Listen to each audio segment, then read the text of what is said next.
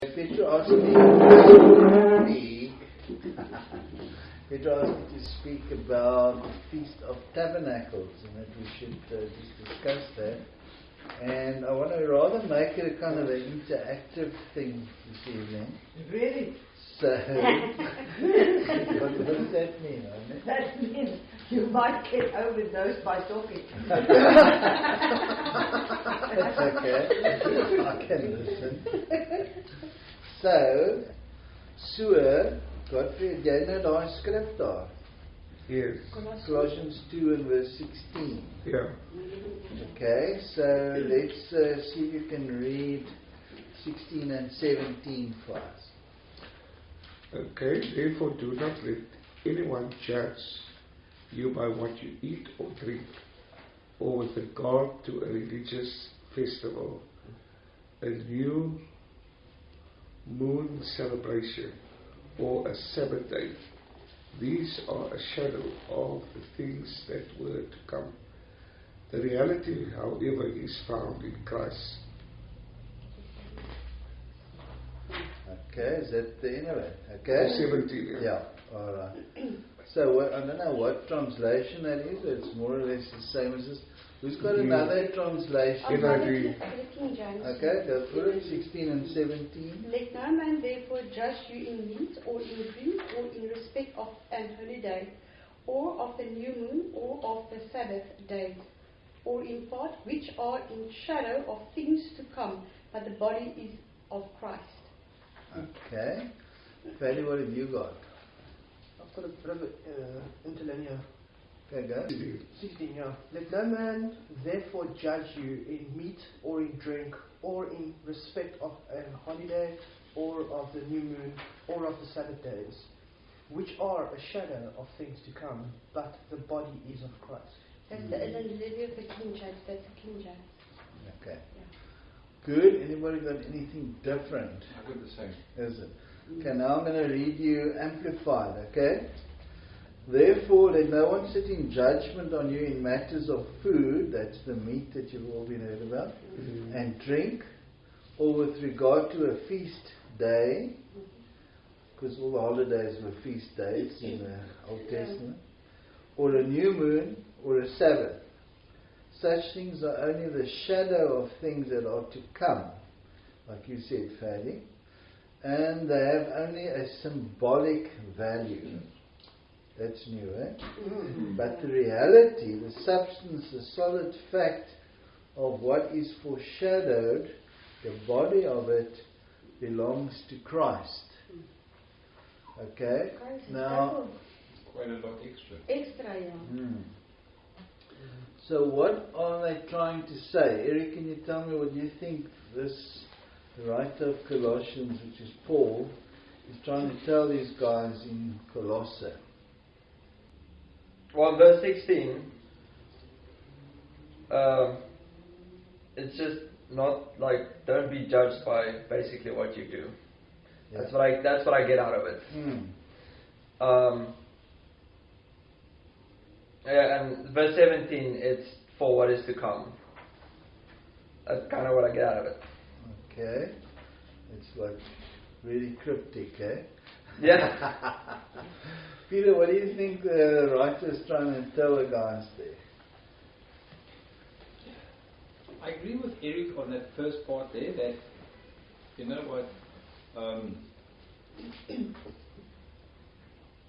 don't let other people judge you by what you eat or drink or which days you sort of deem special. So they're talking about the Sabbath or new moon or holy days.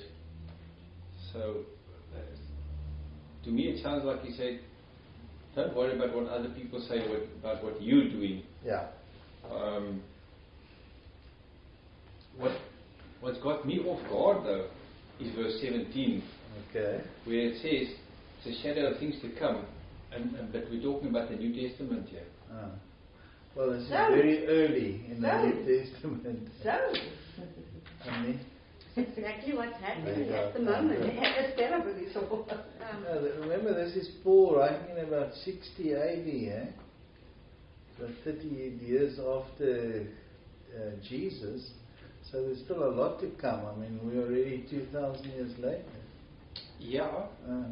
You see, what I'm used to is when in talking about the whole shadow thing, is when you've got a shadow between the Old and the New Testament. That's what I'm accustomed to. That's why I say it throws me off balance. Okay. That's what you read out of it. It's fine. And then it adds this thing about these things only have symbolic value. That's thrown in by the Amplified, but it's not in the other Bibles actually. No, Jerry, I think that's what the word actually means. That's what the Amplified does. It takes certain Greek words and just amplifies them. Okay. And then it concludes there, but the reality is Christ. Eh? Ja. God bring jy iets anders gesien daar wat jou vang. Jou oog vang. Nie vir jou vang nie, maar jou oog. No, it's like verse 16 is clear, right? Yeah. It's also verse 17 that rattles me a bit there. Okay, well, let's get back to the basics, because the basics of the whole Feast of Tabernacles is obviously now Leviticus 23, where the whole instruction that one should keep it is given. Because this way, in Leviticus 23, we read there that the Lord said to Moses, and in certain set times and convocations, they name it, and my set feasts. And so these things are set in an annual cycle. And so we now have to go there and see how that all fits in. And it says in verse 4, Leviticus 23 and verse 4.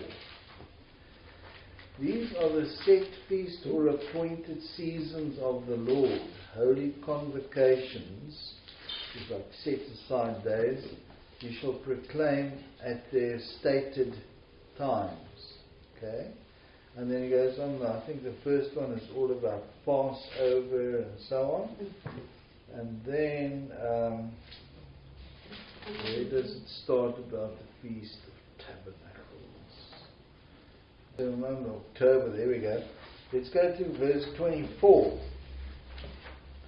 Say to the Israelites, on the first day of the 7th month, that's around September, October, you shall observe a day of solemn sabbatical rest, it says here.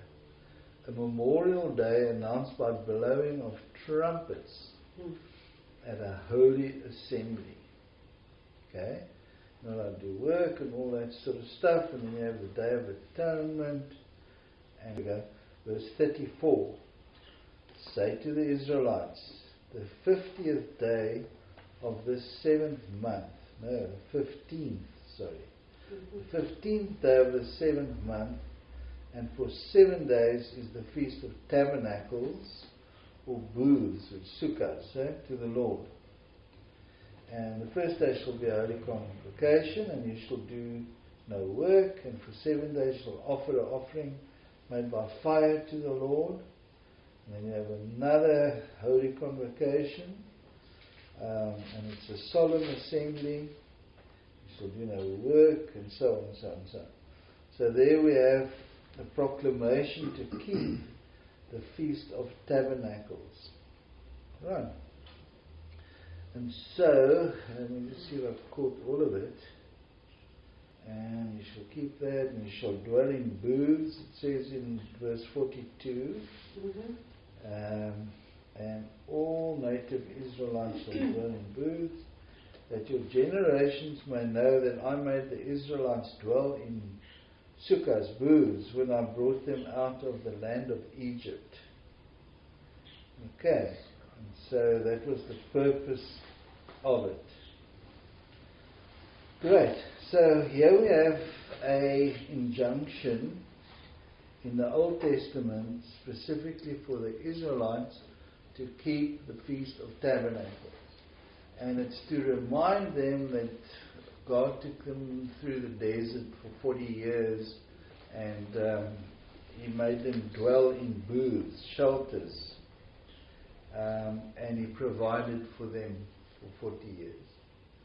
And if you saw the booths that we had at the Feast of Tabernacles, they made of flimsy stuff, like a frame with palm leaves on top, and if you had to sit in it, you could see the stars and the moon and everything else, and you just knew that your existence was entirely in the hands of the Lord. You know, people that live in this house know they're protected by the house. You're in the middle Except that God really wants to be protected. And the people in the desert didn't have walled cities or anything, and they had this flimsy little hut that they lived in, and they knew they were protected and provided for by God. Okay, so that was to remind them. So every year, it's very nice to have a reminder that God is your protector and He's your provider, and He looked after you all that time, and He brought them through to the promised land. That particular thing is a whole play on sequenced events, because it's the blood of the Lamb, and it's taking out of slavery, being baptized in the Red Sea, and going into the wilderness, and God's presence with them, and then taking them into the promised land. It's like a whole salvation story, actually. You're cut off from slavery, and the chains that kept you for 400 years by the blood of the Lamb. Right? And then you're carried out of that place, and there you get to the Red Sea, and you don't know what to do, and the Lord forces them through. And in the book of Hebrews, Paul or whoever wrote that actually says they were baptized in the Red Sea. Well, they went through the sea, but they didn't actually. And they got sprinkled, eh? Yeah, well, yeah, Anyway. And then they were in God's presence and in His provision, which is basically our lives. And then we go into the promised land, which is eternity with God, where in heaven and everything else. Okay. So there was a picture of that, and part of that picture is this Feast of Tabernacles. So the Jewish people keep that every year, and they rejoice in it, and it's part of their heritage, and God provided. Now we come fast forward 3,000, 4,000 years later, and they're still keeping it, which is amazing. That any custom can be kept for so many thousands of years by the fear of God and by the obedience to the Lord. It's quite spectacular. You know, you can think of a lot of things. People think a lot of things they used to do. Remember when we were kids? Yeah. We did that. It's still in your generation, but it's gone. This is still there. It's quite totally amazing. Okay? So God has a purpose with these things. And so now we have to read the purpose in it. And we now go to Paul in that Colossians thing. And as you quite rightly said, he's saying to the people that are new Christians, and you must remember the context of Colossians is there's a lot of Jewish people that also came to the Lord, but they came as Jews and maybe not even believers, but they were saying, look, if you, they are believers, they're saying to the new believers, if you want to come into our religion and take our God, you have to take all the things that we've got. Okay? And one of those things is you must keep the feasts. You must keep Shabbat. And in the Bible they call them, in the New Testament, Judaizers. Okay? Judaizers came and said, listen guys, I'm sorry, but first of all you have to be circumcised. And you have to become Jewish. And you have to keep the feasts and all that stuff. And so we know, bit of a shock for them. But we know that they already sorted this out in Acts 15. Yeah. No? Okay? Who's going to volunteer? Dorothy, what happened in Acts 15? Momentous day. You got to know Acts 15. So in Acts, you got to know Acts 2. That's when the Holy Spirit was poured out.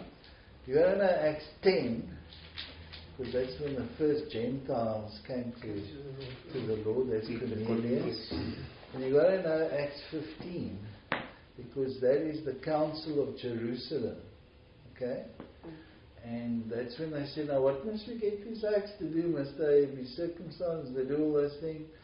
And Jack, it just explain, going a bit rough there. The thing is, the Jewish people now have to decide what to do with these Gentiles coming into the faith. Now, are the Gentiles going to be like they are? Must they not? No. Okay. yeah. So now are we going to force them to keep all the laws of Moses, or what are we going to do?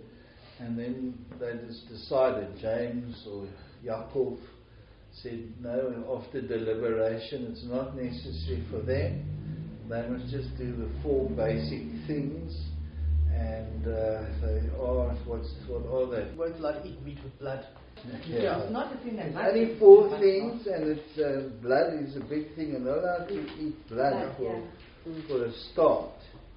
Because the heathens just tapped their horses and drank their blood. That's why you must check now with me on Check the with book. you, yeah. I mean, just go back there again. I'll have to check you and you check me, okay? Now what? I know which chapter, but now which verse? Okay, here we are. Okay. Which verse was it? Here we go. 15, Acts 15, and I think it's 28. And it seemed good to the Holy Spirit and to us not to lay upon any of you any greater burden than these indispensable requirements. These are like stuff that you really must do or refrain from doing. That you abstain from what has been sacrificed to idols, that's right, and from blood, eating blood, and from the meat, from eating the meat of animals, from the animals that have been strangled, right, and from sexual impurity. If you keep these yourselves from these things, you will do well. Okay? So, am I right? There's 4 things. Yeah. Right, so let's go through them again. Abstain from what has been sacrificed to idols. Okay. Now that brings us back to halal, eh? All of those things have been actually prayed over. No, it is 4, you're right. Yeah. I thought it was 5. And so on. And the blood is the main thing. Sexual impurity and strangled meat. Okay. Which basically is like a... Sorry, what is the issue with a strangled animal? I don't quite get that. Okay, if you strangle an animal to death and then you eat him, obviously that's why you're going to strangle him, then you haven't bled him. So the meat's going to be full of blood. Okay. So if you have a kosher or even a halal meat, they have been bled because they actually bled according to Old Testament rules. And so when they kill the animal, they hang him upside down, all the blood goes out. And it's a baie meer bleek vleis, than what we buy as just ordinary meat. But if you bake something in the pan, you'll see the blood comes up. So you're going to get rid of the blood because so you like it. Of the animal is in the blood. So Leviticus 17 says why? Because the life is in the blood. And so you don't eat the blood. It's interesting because the Gentile people that came into Christianity at that time period were mostly involved with idol worship. So with offering to their gods, there were certain rituals, and fornication was one of the rituals they would have, these orgies and stuff. So it's actually interesting it's a list of all their rituals that Yeah. they used to present to You're their quite right. It's false all gods. idol worship. It was all idol, things. and they had to Yeah. abstain from that immediately. Yeah, they had to get out of that. Yeah. Okay. Ooh, Christmas. Yeah. Yeah. But that's something. Blood pools. It's blood pools. Yeah, No, but like a red thing. apparently what I'm talking about is apparently, I can't remember who told us. It is pure blood. That I think they put it in oil or something and I heard of that. little cubes and they eat that. Yeah, I heard of this. Is But what the that new thing is- they're doing up there. Like madness. Bretten doen het, bretten doen het wel. Is it? Ja. Well, I can't. Okay. I Klop can't. Europeërs hulle doen het. En dan klop Afrika mense doen het. So, I mean, Yeah. but we didn't grow up like that. Yeah, no, I can't think that we'll do something like that. No. Okay. Anyway, that is now again, I'm sidetracking my Yes. sidetrack. Okay. So, and now Paul's saying, don't let anybody sit in judgment with you about eating his drink and about food, feast days or the new moon or the Sabbath.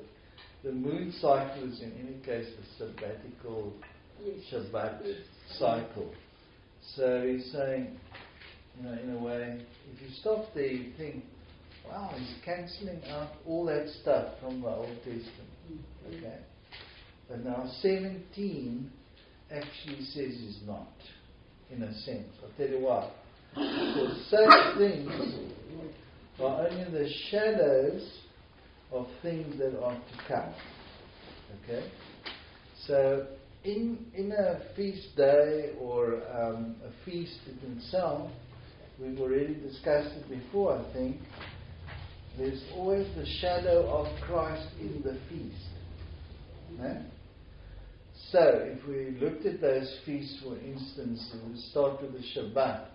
If you hold the Shabbat and you just have a Shabbat on a Friday and Saturday, you are actually keeping to the letter of the law. But if you have the feast, the Shabbat, as a shadow of Christ in that feast day, in the Shabbat, you're actually saying that Jesus is centered to the Shabbat. Now, how is he in any way central to the Shabbat? This is to do with the rest. Yeah. So you know what it is? He is our rest. We have to enter into Him. Okay, yeah. So this is only a shadow. If you look at the Shabbat in the Old Testament, it's a shadow of Jesus to come, or not entering just in one day, but entering into Him forever. Hebrews Tuesday. Yeah. So you read that in Hebrews 4, actually. We show you a better rest. Instead of having a one-day rest, you can be in a rest for the rest of your life. Every day is a rest. Yeah. That's awesome, man. It's awesome stuff that, eh? And on the seventh day, God rested as well when He created the universe. Yeah. That kind of all fits in. It's beautiful. So there's the shadow, and so when we do it like that, we're getting back to the substance. That's what it says here. Because the body of it, the reality of it is Christ. So that's verse 17. So you're always going to look, if you want to do something, is Christ in this thing, or is it just a ritual? You know? So let's take Passover now. Passover, as you know, is the Israelites coming out of Egypt, and here's the lamb and the doorpost and the blood and the angel of God passing over. Okay? That's how it's done. If you then keep it in that sense, you keep into the letter of the law, and it's very nice to know, and it's all very good, and it was basically for the Israelites and the Gentiles that worked for them, the strangers, it's called there, that went out with them. A lot of non-Israelites came out with the Israelites, we read. So, that is the feast itself. But now, what is the shadow? It's an easy one, that, because the shadow is obviously, there is the Lamb of God, and John said that when he saw Jesus, and Jesus died on the cross, and His blood was the blood of the Lamb, and if we have the blood appropriated to the doorpost of our lives, the shadow, the angel of death will pass over. No? So it's a complete, that's the reality, that's the shadow in this feast. The same with Pentecost, which is the third one, there's 4 of them. And Pentecost is the giving of the law at Sinai. And then in Acts 2, the Holy Spirit falls, and the law that was written on tablets of stone in Sinai now gets written on the tablets of your heart. No? Die wet beweeg van buite na binne. And so the buite was just a shadow. And the real thing is God puts the law in your heart now. Okay? So that you can keep it without trying to do it in the flesh. You now do it in the spirit. Okay? So that's the reality. The old thing was just a shadow.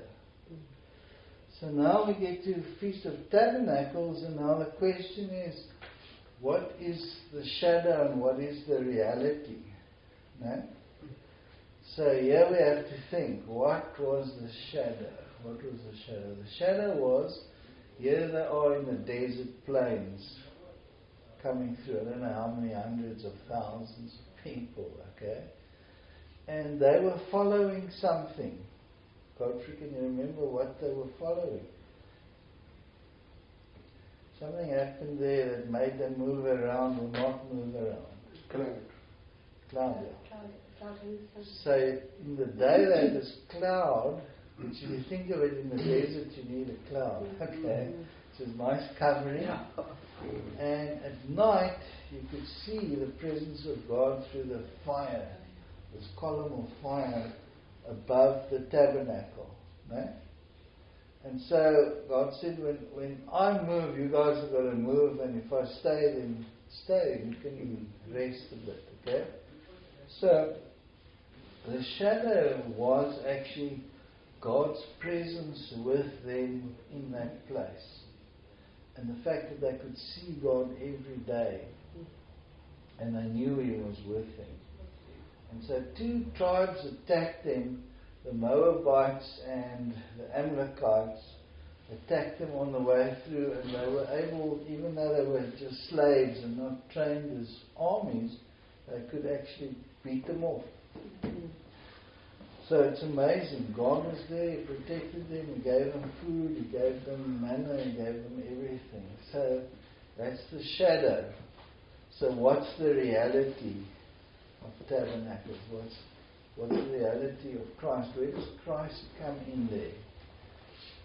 He's not in the tabernacle, He's not in the desert.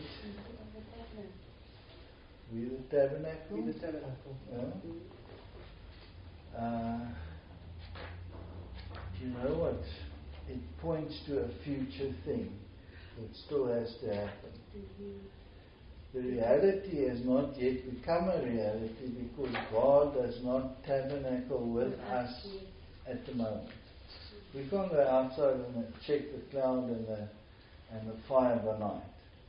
But when He comes, He's going to land with His feet on the Mount of Olives, and He's going to rule and reign from Jerusalem, and His presence will be the light. There won't even be the sun anymore because the glory of God will be the sun. You know? That's going to be awesome. And so there's an awesome reality from the shadow. And so that's why we encourage churches actually to keep these tabernacles, because it reminds you every year when you keep it in October that this thing must still be fulfilled and Jesus is coming, and then this feast is going to be a reality. You see? It's a feast of expectation. Yeah, so we expect the coming of the Lord to fulfill, because those other ones have all been fulfilled.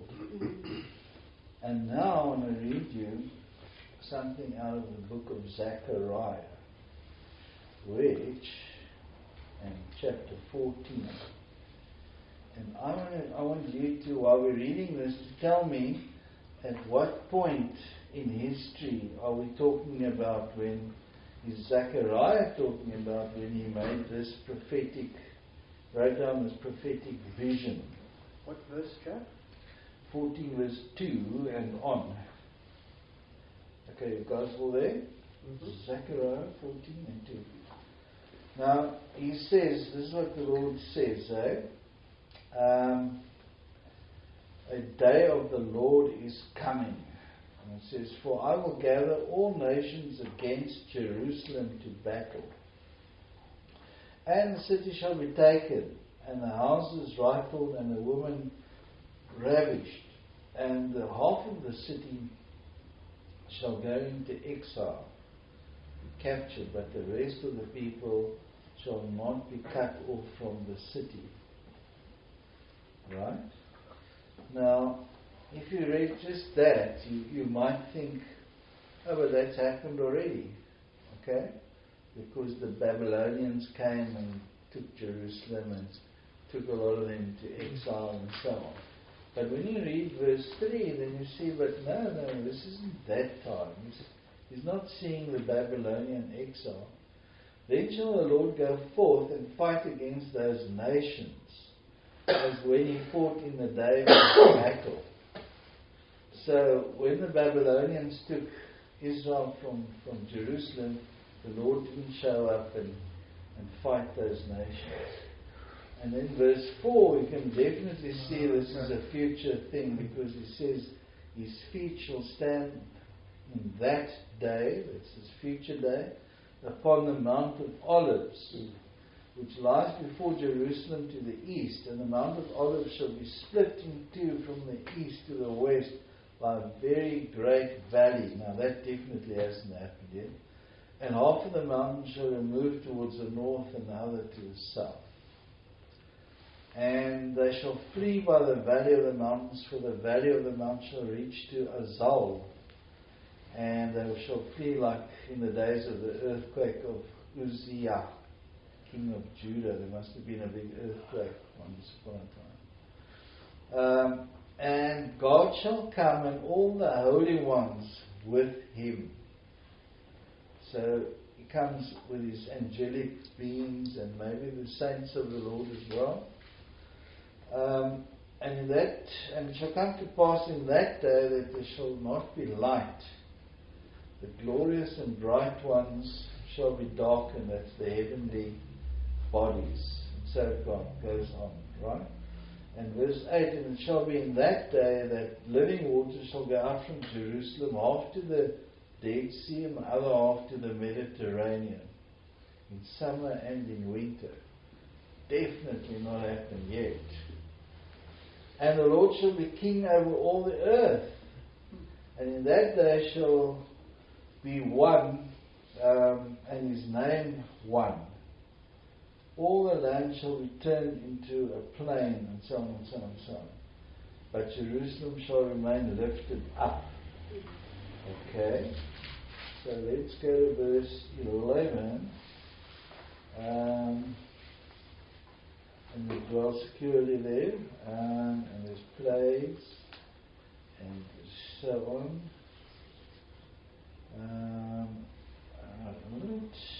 The plagues will come, verse 15, and everyone's left. Okay, then we go to 16. Now, just before we get to 16, let's just stop for a moment and say, okay, it says, then the Lord shall be king over all the earth. Here is the substance of this shadow that we saw when the Lord was king over his people Israel in the desert, and they saw him. And there comes a day when he comes again on the Mount of Olives. Everybody will see him. It says in other prophecies, the mountain splits and he becomes king, and he's situated in Jerusalem, and now he's king of the whole earth. And so he has arrived, and people know that he's there by the greatness of what has happened and the river that flows out of that and all that. And now it says in verse 16, to connect up with our story, and everyone who is left of all the nations which came against Jerusalem, remember it started when the nations fought against Jerusalem, shall even go up from year to year to worship the King, the Lord of hosts, and to keep the Feast of Tabernacles. Isn't that amazing? That's awesome. Isn't that amazing? Okay? Revelation 21. Okay, you can give that to me now. We'll just, and it shall be that those who shall of the families of the earth shall not go up to Jerusalem to worship the King, the Lord of hosts. Upon them there shall be no rain. Yeah. Watch out, there's no rain. Watch. So, when Jesus comes and he becomes King of the earth and he rules from Jerusalem, lo and behold, we're keeping the Feast of Tabernacles every year because the presence of God is in our midst. He tabernacles with us and we are in tabernacles again. Understand? So there was a shadow, and this is the reality, and the reality is obviously much bigger than the shadow. So should churches keep the Feast of Tabernacles? Yes. Why would they want to do that? I'm reading now totally, but chapter 21 Revelation. I'm starting there verse 2. And I, John, saw the holy city, New Jerusalem, come down from God out of heaven, prepared as a bride adorned from her husband. And I heard a great voice out of heaven saying, Behold, the tabernacle of God is with me, and he will dwell with them, and they shall be his people, and God himself shall be with them, and be their God. And as you read through it, you can go on and you can see it there. Yeah. If Christ is in you, he's the tabernacle. Share it. Be glad. Enjoy it. Feast. Put a feast on it. Because it's Jesus is there. It's with it. Because Jesus is the tabernacle. So that will come in the future. But if he is still, and we're waiting for him to come down. So I would say yes, we must. Well, we're actually not the tabernacle, we're the temple. The temple, yeah. But he's the tabernacle. Yeah. God, he's going to tabernacle again with us. That's right, yeah. So, Godfrey, why would there be any relevance to this to the church today, do you think? Do you think they should sit up and take note, or should they laugh it off, or what should they do? Seems to me because it's identifying with the glory of the presence of the Lord. When he comes again, right? Because he's going to tabernacle with us again when he comes, when he's stand on the mount and he's king. Okay? So there's a specific time. So when we keep the Feast of Tabernacles, we are actually saying, God, we're looking forward to your coming and making this a reality. We're doing the shadow every year in our church because we actually are getting ready for the reality, which is your coming. And you know what? If you look around in the church today, do you think the people are ready for his coming? So do they need a reminder? Do they really need a reminder? Or should they laugh it off? You see? They're so empty. Yeah. Nobody's ready. Paul said there's a crown. Paul actually said there's a crown for those who wait for his coming. Yeah. Isn't that awesome? Absolutely. So you see, the Feast of Tabernacles, like the other feasts, are a shadow when you keep them, but they're going to be a reality. And so you are saying, I'm looking forward to the reality, and I want to make sure that everybody that I'm associated with is ready. Okay?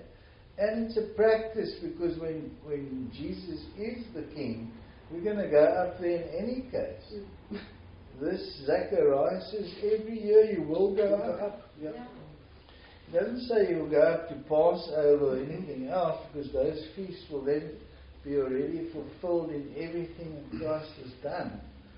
But we will go up for the Feast of Tabernacles, and if you don't go, don't expect any rain in your country. And there's our stuff as well. Because I'm sorry I didn't bring my Bible, so I can't read this stuff. And if the family of Egypt does not go up to Jerusalem and presents themselves upon them, there shall be no rain. But there shall be the plagues. With which the Lord will smite the nations that go not up to keep the Feast of Tabernacles. This shall be the consequent punishment of the sin of Egypt, and the consequent punishment of the sin of all the nations that do not go up to keep the Feast of Tabernacles. Anyway, so the thing is, the Lord, that means the Lord dwells with us. This Or He's going to dwell with yes. us. Yeah. He dwells within us now, because we're the temple of Christ. But He's coming physically to a physical place to reign and rule, and we will physically. If you ever wanted to go to Israel, wait a little bit longer, you can go every year. Okay? I don't know if He sends us all tickets or whatever we get there, but that's not the issue now, because we have to want to go. Can you clarify something for me? Yes, Peter, let's see. Never has it been spoken of about the sacrifices that we read. The sacrifices. During this Feast of Tabernacles. Yeah. Do the Jews still do that? Or was that also stopped? No, that all stopped when the temple was destroyed. The sacrifices stopped. The whole sacrificial system came to an end. There's a group of them that sacrifice chickens for some other bizarre reason. They are actually looking what's the specific goat, black goat or something. The red heifer. I thank you. The red heifer they're still looking for, because they want to reinstate that, if I can say it again. But now that's a very important question that is asked here, because if the sacrificial system in the Jewish system, in the Old Testament system, was to cleanse you of your sin, how are they now cleansed? So the rhetorical question that I can ask you, how are their sins now forgiven if they don't sacrifice? Good works. They think. Good works. Yeah. By Christ. But I've got my friend is a Jew, and he says good works. They must be saved. Yeah, but that's the Christ. They say. They must be saved. But that will be saved. Listen, guys, I am the Sacrifice, yeah. So you know what's going to happen? I'm going to give you exactly one generation to work this thing out and to come with me on this thing, because in one generation this entire temple is going to be destroyed. And they laughed at him. And in 40 years after his death, the whole temple was gone. So now they actually had to make up a whole new story, which is not even in the Old Testament. You can't be saved by charity, by good works. But now the rabbis have said, look, we haven't got a temple, we can't sacrifice. It's a bit of a bummer, because now really we lost the whole story. And we don't believe in this Yeshua thing. So now we just have to do good works. Maybe God will be kind to us. You know? So that's sorry, the important thing. The sacrifices of this, in this Feast of Tabernacles, I thought that was something different to the sacrifices for the forgiveness of sins. Is it not two different things? There are 5 different sacrifices, okay? And the sacrifice at the Feast of Tabernacles is actually a thanksgiving sacrifice, okay? So the point is that I'm trying to make is that all the sacrifices have gone. Yeah. So the sin offering, the burnt offering, all of those sacrifices, the wave offering, all of those have been annulled, because there is no temple, there's no priest, there's no high priest, there's no blood, there's nothing. No, I'm with you there. Yeah. I was just a little confused when you started to speak about redemption of sin, and I was speaking about the sacrifice there, I thought, hang on, that's why I asked, is it the same thing, different things? Okay. It's not actually a sin offering. I think that one was a burnt offering. Could it have been a burnt offering? A burnt offering is a very serious offering because with the other offerings, you actually, a portion of it you keep, and only a portion of it is burnt. They take the blood, they sprinkle it, and they cut a piece of the meat, put it on there. Some of it goes to the priest, and the other main part you actually keep and you eat it. It's like the offer at Passover. Okay, so there the blood gets sprinkled on the door, but you get to eat the lamb. Okay, then the Levites came and they also wanted a portion because they also have to live and so on. So that's a different. But the burnt offering, which I'm not sure if this was, I must check what kind of an offering it was actually, because you actually have asked me into a corner here. But the burnt offering I know is a serious offering where you give everything and the whole animal is burnt to smithereens and the ashes are thrown out afterwards. I never thought it was a sacrifice with tabernacles. Yeah, because it's in gathering of the harvest. Yeah, but it's still, it says there, you've got to have the holy convocation and make the offer and so on. Yeah, so it's interesting. So for me, all of the feasts of the Lord are essential as reminders. It's an annual reminder. And I always tell the story about if you don't keep on telling a child something, forgets about it. You don't even have to be a child, you know. Also the So that's the same thing. But now communion is actually part of which feast? Can you remember? Communion doesn't stand on its own. It's part of the feast. Which one? Passover.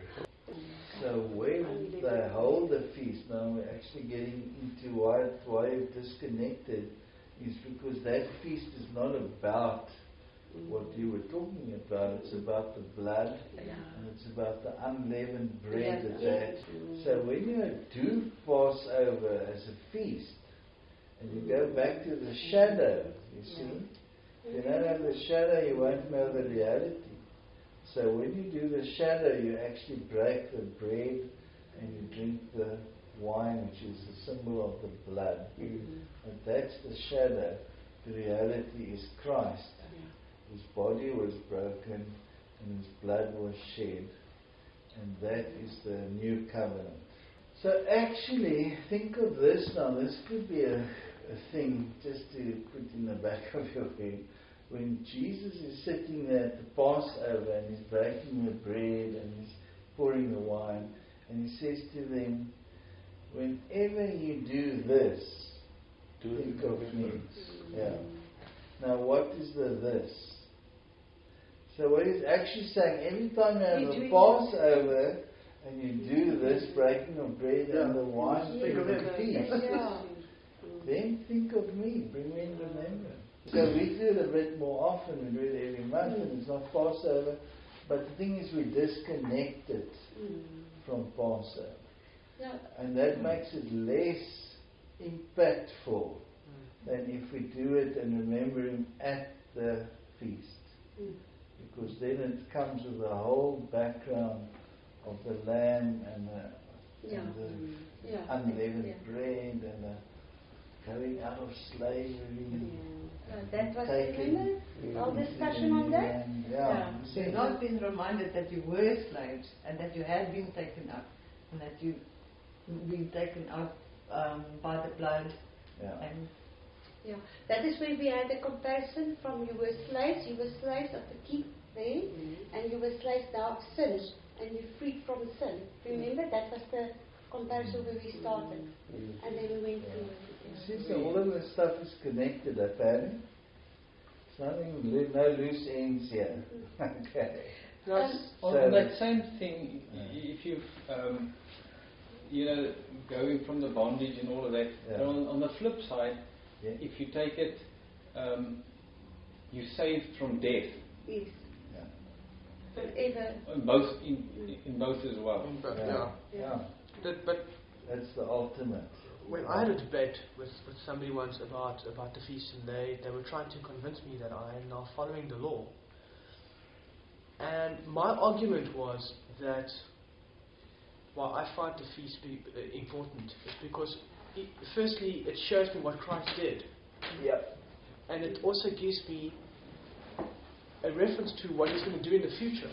So each feast has both. It has a shadow, and it also has something that He's going to fulfill in the future. And I found that to be quite important, and it's nice to celebrate it. It's not a law. I'm not going to get punished if I don't do it. But everything in me wants to because it's awesome. Yeah.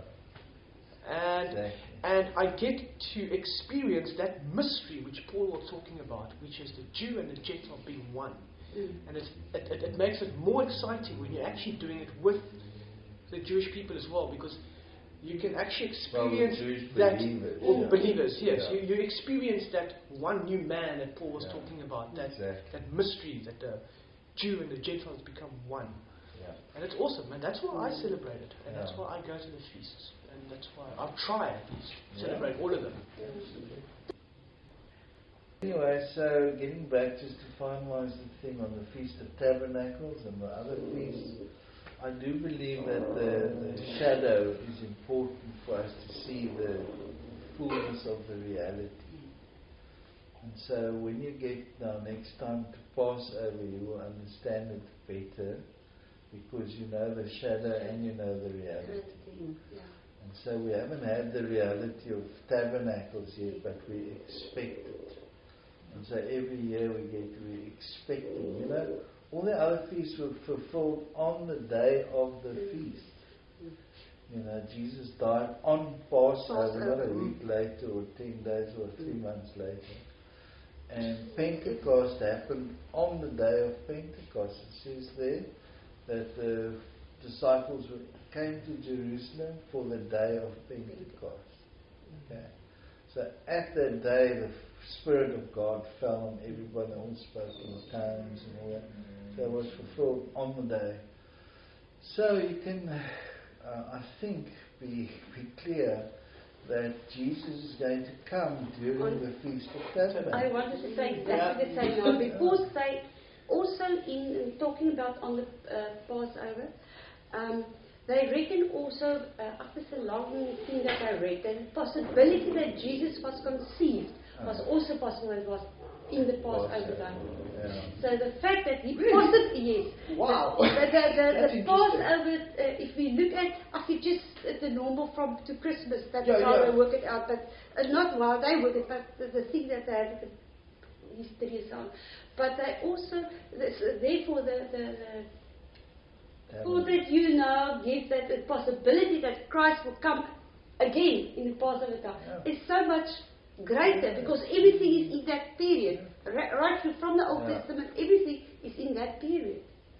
So the possibility becomes the reality in that time. In that time. So the possibility is great that he will somewhere in the future come in that time. What gives you a hint that it is true is because the Feast of Tabernacles starts with the Day of Trumpets.